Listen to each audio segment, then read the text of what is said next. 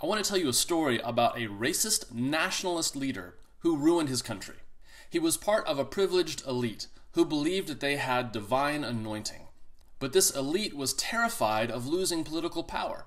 See, there were other ethnic populations in their country that were growing faster than their own. So they came up with policies to reduce the power of the oppressed group. They made them work longer hours for less pay. They tore families apart. All the while, this racist leader and his enablers were ignoring the warning signs all around them. They were ignoring environmental disaster. They were ignoring coming economic collapse. You know who this racist leader was? Pharaoh, king of Egypt.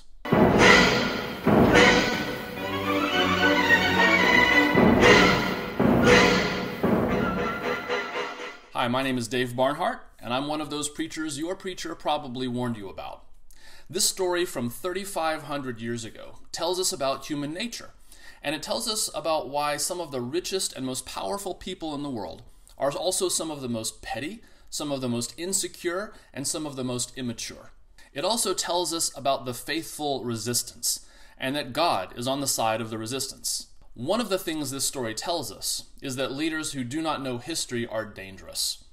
The text says, "A new king came to power in Egypt, who didn't know Joseph." See, this leader had forgotten that the reason his country was great was because of the labor of other people and the contributions of other ethnic groups.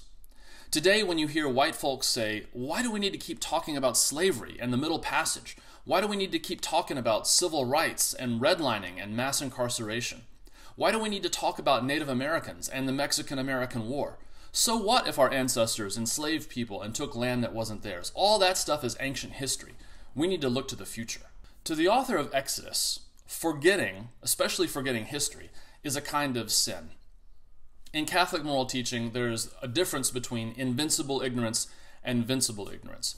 Invincible ignorance is a kind of ignorance that you couldn't do anything about. There's no way you could have known better, and so you're not held responsible for what you didn't know. But vincible ignorance, you are held responsible for. God holds you accountable for vincible ignorance, because all it takes is a little bit of curiosity. If you just learned a little bit of history, or listened carefully to someone's story, if you just admitted you didn't know and humbly sought out someone who knows more than you, you could have done better. Pharaoh is guilty of vincible ignorance. He could have done better if he had taken the time to learn a little bit of history.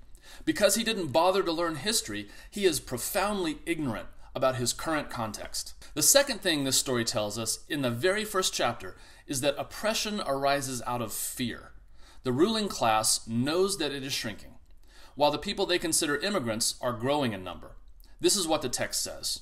Pharaoh said to his people, "The Israelite people are now larger in number and stronger than we are.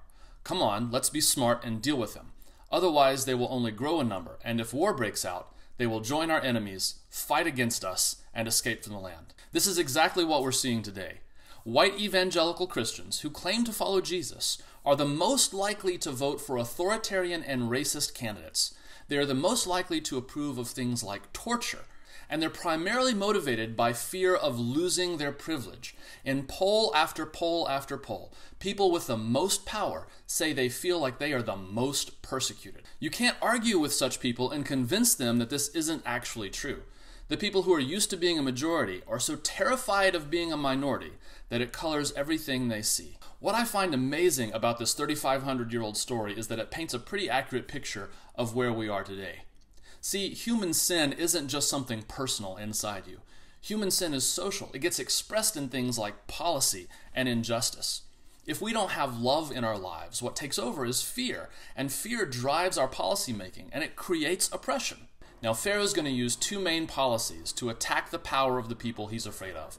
The first is to make them work so hard that they don't have time to organize. And the second is to attack their families. I'm going to talk about these two things in the next video. But there are several forces working against Pharaoh.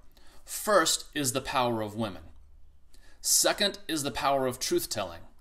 And finally, the power of God is working against Pharaoh. Now, in the upcoming videos, I'm going to share more about this story because I hope that you can draw strength from it. I hope that as people of faith who believe that God is just as concerned for this world as God is concerned for the next world, who believe that God is just as concerned for people's bodies as God is concerned for their souls, that this story will give you some clues as to what God is up to in this moment right now.